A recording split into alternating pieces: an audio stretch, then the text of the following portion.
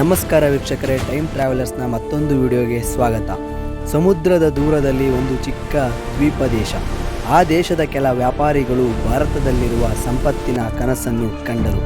ಮಸಾಲೆಗಳಿಗಾಗಿ ಆರಂಭವಾದ ಪ್ರಯಾಣ 200ಕ್ಕೂ ಹೆಚ್ಚು ವರ್ಷಗಳ ಆಳ್ವಿಕೆಗೆ ಮಾರ್ಪಟ್ಟು ಹೋಗಿತ್ತು. ಇದು ಕೇವಲ ಇತಿಹಾಸವಲ್ಲ, ಇದು ವ್ಯಾಪಾರ, ಯುದ್ಧ, ದ್ರೋಹ ಮತ್ತು ಸಾಮ್ರಾಜ್ಯ ಸ್ಥಾಪನೆಯ ನಿಜವಾದ ಕತೆ. 1489ರಲ್ಲಿ ವಾಸ್ಕೋ ಡಿ ಗಾಮಾ ಭಾರತಕ್ಕೆ ಬಂದಾಗ ಯುರೋಪ್ ದೇಶಗಳಿಗೆ ಒಂದು ದೊಡ್ಡ ರಹಸ್ಯ ತಿಳಿದಿತ್ತು. ಭಾರತ ಒಂದು ಸಂಪತ್ತಿನ ಭಂಡಾರ ಎಂದು. ಮಸಾಲೆಗಳು, ರೇಷ್ಮೆ, ಹತ್ತಿ, ವಜ್ರ, ನೀಲಿ ಇವೆಲ್ಲ ಯುರೋಪ್ ದೇಶದಲ್ಲಿ ಚಿನ್ನದ ಬೆಲೆಗೆ ಮಾರಾಟವಾಗುತ್ತಿತ್ತು. ಭಾರತಕ್ಕೆ ಮೊದಲು ಬಂದವರು ಪೋರ್ಚುಗೀಸರು, ನಂತರ ಡಚ್ಚರು, ಅದಾದ ನಂತರ ಇಂಗ್ಲಿಷರು.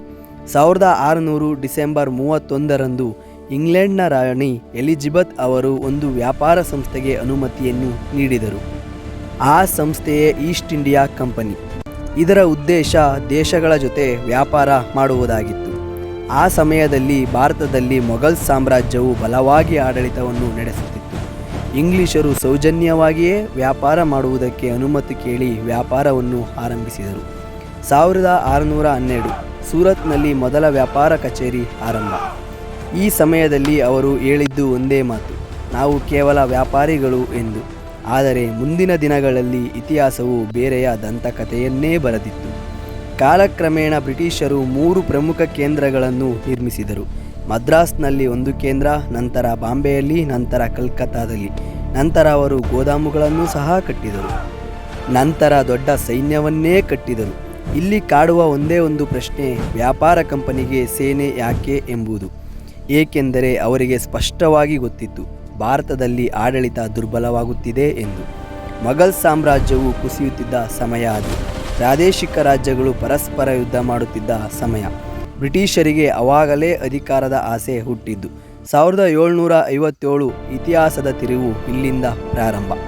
ಬ್ಯಾಟ್ಲೆ ಆಫ್ ಪ್ಲಾಸಿ ಕದನ ಬಂಗಾಳದ ನವಾಬ್ ಮತ್ತು ಬ್ರಿಟಿಷ್ ನಾಯಕ ರಾಬರ್ಟ್ ಕ್ಲೀವ್ ಮುಂದಾಳತ್ವದಲ್ಲಿ ನಡೆದ ಯುದ್ಧ. ಬ್ರಿಟಿಷರ ಭವಿಷ್ಯ ಬದಲಿಸಿದ ಯುದ್ಧ ಇದು.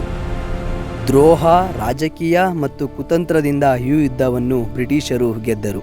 ಇದಾದ ನಂತರ ವ್ಯಾಪಾರಿಗಳಾಗಿದ್ದ ಬ್ರಿಟಿಷರು ರಾಜಕೀಯ ಶಕ್ತಿಗಳಾಗಿ ಬೆಳೆದು ನಿಂತರು.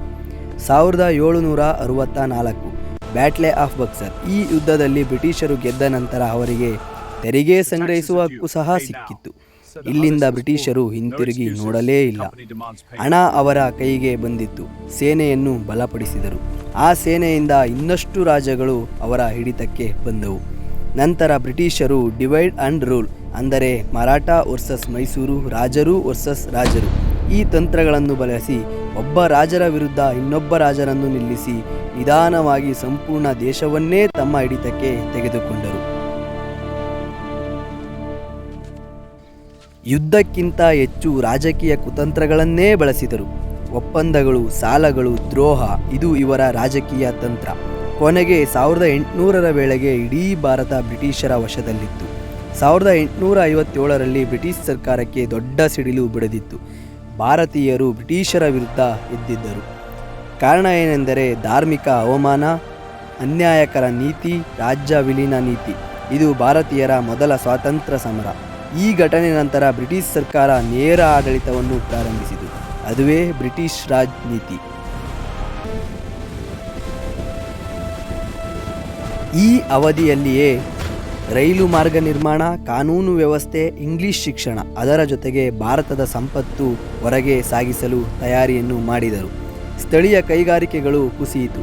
ಬರಗಾಲ ಪ್ರಾರಂಭವಾಯಿತು. ಇದು ಅಭಿವೃದ್ಧಿಯ ಹೆಸರಿನಲ್ಲಿ ನಡೆದ ಆರ್ಥಿಕ ಶೋಷಣೆ. ಇದಾದ ನಂತರ 19ನೇ ಶತಮಾನದ ಕೊನೆಯಲ್ಲಿ ಭಾರತೀಯರ ರಾಷ್ಟ್ರಭಕ್ತಿ ಬೆಳೆಯಿತು. ಅಹಿಂಸಾ ಚಳುವಳಿಗಳು, ಸಂಘಟನೆಗಳು ಪ್ರಾರಂಭವಾದವು. ಕೊನೆಗೆ 1947 ಆಗಸ್ಟ್ 15ರಂದು ಭಾರತ ಸ್ವತಂತ್ರವಾಯಿತು. ಬ್ರಿಟಿಷರು ಭಾರತಕ್ಕೆ ವ್ಯಾಪಾರಕ್ಕಾಗಿ ಬಂದರು. ಆದರೆ ರಾಜಕೀಯ ದುರ್ಬಲತೆ, ದ್ರೋಹ ಮತ್ತು ಹಣಶಕ್ತಿಯಿಂದ ಅವರು ಸಾಮ್ರಾಜ್ಯವನ್ನೇ ಕಟ್ಟಿದರು. ಒಂದು ಕಂಪನಿ, ಒಂದು ಯುದ್ಧ, ಒಂದು ದ್ರೋಹ, 2 ಶತಮಾನಗಳ ಆಳ್ವಿಕೆ.